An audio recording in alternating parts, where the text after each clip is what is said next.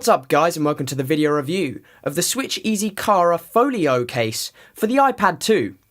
Now I actually have my new iPad installed in here, so this is the third generation of iPad, and it works perfectly fine. The only little problem is that it's a little bit thick for it. Obviously, considering the iPad is a little bit thicker, it's just a little bit thick, which means that the sides of the case right here peel up a little bit. Not too much of an issue. I mean, it's not anything too prominent, but just a little bit worth noting that if you're going to use this with a third generation iPad, it definitely does work, but it's not as perfect as it would be with the iPad 2. So this is the basic premise of the case. We have this kind of hexagonated kind of design on the top. They come in a variety of colours, and this is one of the brighter colours they do. I'm not too keen on this colour, but some of you might like it. They do things like a white, which I think would look really nice.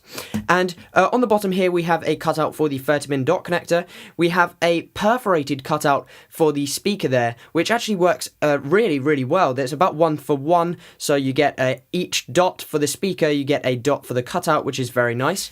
We get some Switcheasy branding right there on the lower portion of the case. We have a cutout for the volume rocker there, and a cutout for the volume up and down buttons. Very, very tactile, even though they're covered. They're not a cutout, excuse me.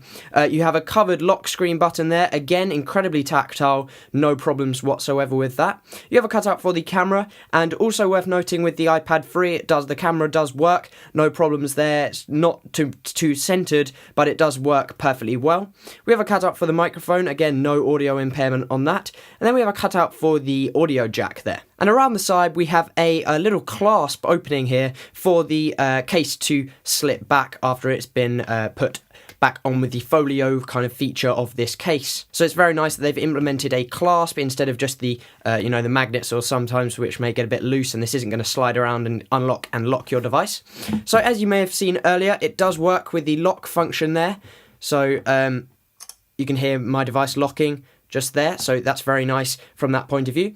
And if we flip this open, we get this kind of I don't know, like a plastic. It feels a bit like TPU, and it's the same material that is made, the bottom portion of the case is made out of. So it feels like TPU, it's not TPU, but it feels like it, and it's definitely a high quality plastic material, and I don't feel like it's going to scratch your iPad whatsoever there. Now, it's important to mention that this case doesn't actually implement a stand feature, which is a pretty big letdown for me, actually, because a lot of cases do provide a case feature. However, in the package, you will be getting a screen protector along with some other stuff, and also two portable stands for the iPad, which do work. They're obviously not the most efficient way of standing up your iPad, but they do definitely work if you want to just maybe put one in your bag or something like that. So all in all, I think this is a really, really good case. If you want to sacrifice up the stand portion for the protection, as this is a hard plastic, it is going to protect your device quite a bit actually, and definitely with a scratch protection on the back. So if you're not too fussed about the stand functionality, but you have the lock functionality and everything like that, this is a fantastic case to go for. But for me personally, I wouldn't buy it due to the fact that I have to have a stand on my device. The fact that they don't have one there is a little bit disappointing for me. That's about it for this one. If you enjoyed it, rate, comment, subscribe, and I will see you all in the next video.